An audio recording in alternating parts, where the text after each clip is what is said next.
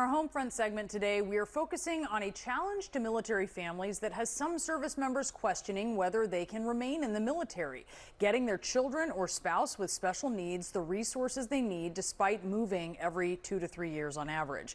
The availability of services for families with special needs can dramatically vary by state or even within a state. Last year, the military mandated active duty service members who meet the criteria enroll in what's called the Exceptional Family Member Program to help ensure that their families are assigned to locations that are best suited to accommodate their specific needs.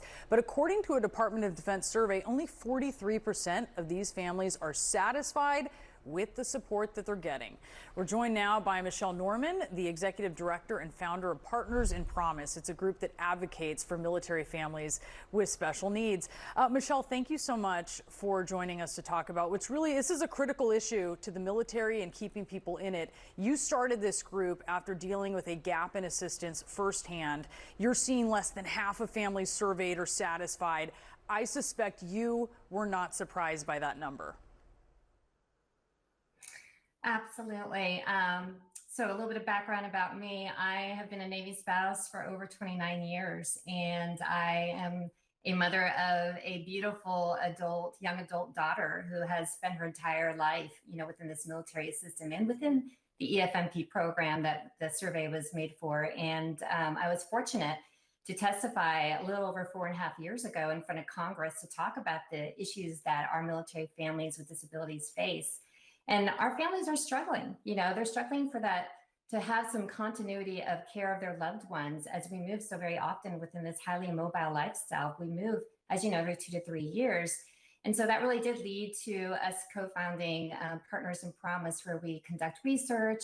And we also are able to use that data to be able to inform, educate, empower our military families. Because what we're finding through that research is that there really is a gap of support. Every time we move from one duty station to another, and our families, they're waiting. They're waiting months to get medical care every time that they move from one station to another. They're waiting months for their individualized education programs, which are the special ed programs our kids are in, to be able to receive the supports and services every time they move. And so you can see it's a cycle. Each and every time you move, finally, by the time you do get those services, you're up and moving one more time. And so again, our kids are falling through the cracks, and this EFMP program is supposed to be able to make it a little bit smoother. But as you noted, some of the data supports that this program is not working the way it's intended to be.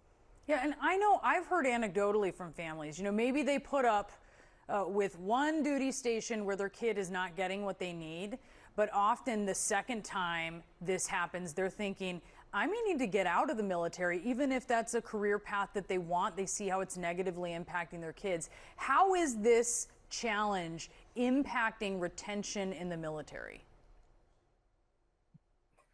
Well, that's interesting, because you do hear that there are some positive stories of those who have been able to navigate the EFMP program. And I think that if you saw some of the results from this survey, there are some positive notes from the Marine Corps and the Navy. But what is concerning, like you mentioned, 51% of the respondents said the EFMP did not make their moves smoother at all. 31% of the respondents said they did not receive medical care at all in a timely manner after a move. So those are issues that impact those retention and readiness issues. Again, big quality of life issues for our families. And let's back up a little bit. This survey, number one, was conducted over 1.5 years ago. And there's some questions about the way it was conducted and collected and how the results have been given to us. And then secondly, and I think most importantly, DoD failed to survey the military spouses. As you know, Brianna, military spouses are the caregivers. We're the ones who coordinate the most care for our families. And so that does make you wonder how the service members were really answering the questions to this survey. But really what it comes down to is that there's some fundamental flaws with this program. I think this was a missed opportunity to see how we can improve this. We want this program to be a value add for our families. And we maybe need to look outside of the DoD, maybe do some type of independent, review commissions like we've done for like the sexual assault and suicide issues that the DoD has had. But we maybe need to bring the subject matter experts in to really look at the EFMP program. Let's go ahead and evaluate it, come up with some recommendations. Let's bring in military families and others who have worked in like the managed care community. How can we make lives easier for these families? Because as you know, Less than 1% of those actually, are in the military. These are quality of life issues. It impacts our readiness and retention. We need to do everything we can to support these military families. Yeah, very, very good points there, Michelle. And as you mentioned, some service branches had better luck than others. Big blinking red lights for the Army in this, and they need to take a look at it. Michelle Norman, thank you so much. We really, really appreciate you being with us. Thank you, Brianna. It's a pleasure. And we'll be right back.